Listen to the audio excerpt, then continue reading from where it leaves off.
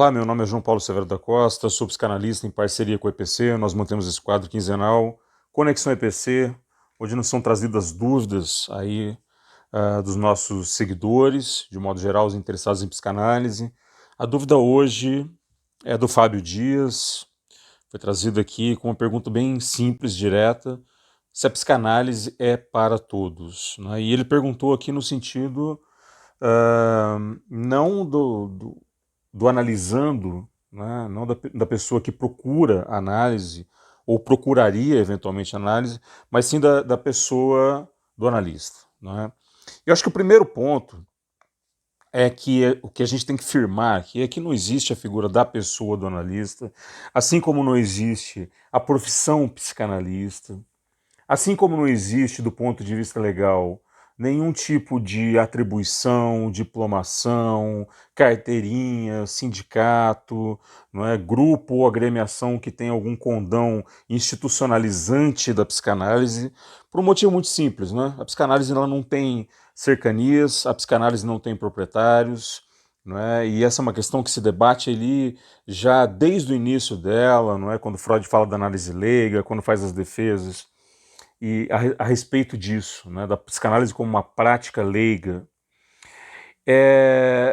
Porém, a não existência da pessoa do analista, né, ela faz ela se faz presente, né, pela figura do desejo do analista, né, que é um tema que eu já explorei aqui num dos vídeos do Conexão. E o desejo do analista, ele é justamente o desejo do não desejo, né? Ele é justamente o desejo pela incompletude, ele é o desejo pelo abrigo do desejo do outro, já falei bastante sobre isso. E isso implica num ponto muito importante que nós percebemos na prática, porque pessoas começam na qualidade de analistas e desistem a posteriori disso por questões de competência técnica, não é, por questões de impaciência. Nós poderíamos elencar aí uma série de questões, série de pontos pela falta de análise, pela falta de supervisão, que é fundamental, já falamos sobre isso também aqui em outro vídeo. Mas um elemento é bem distintivo quanto a isso, né?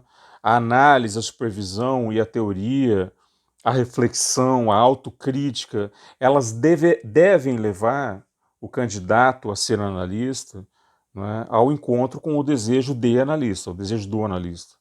Né? E esse não encontro resulta na não possibilidade, né, de uma pessoa ser analista. E veja, eu não estou colocando, então, portanto, critérios aqui de ordem técnica, intelectual, etc. Não que isso não tenha valor, evidentemente que tem. A psicanálise, ela não é uma disciplina fácil.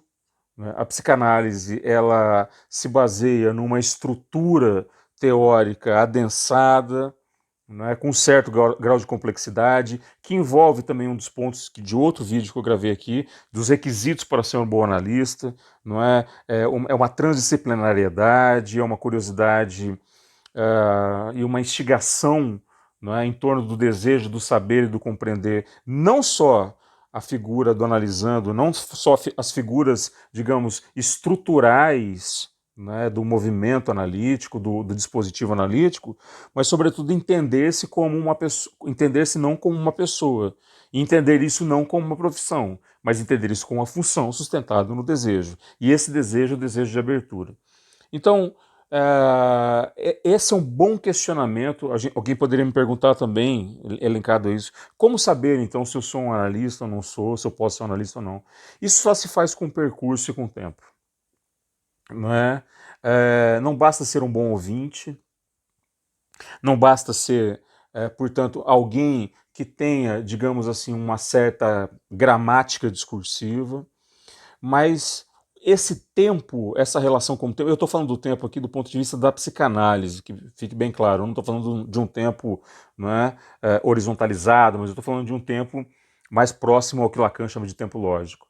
Esse tempo é que vai ser determinante para o acesso ou não acesso a essa estrutura. Né? A gente poderia dizer, a psicanálise é para todos, mas nem todos são para a psicanálise, e repito, esses critérios não são critérios sustentáveis apenas e tão somente por critérios que são sustentáveis em outras profissões, como inteligência emocional, inteligência relacional, né, como conhecimento técnico e assim por diante.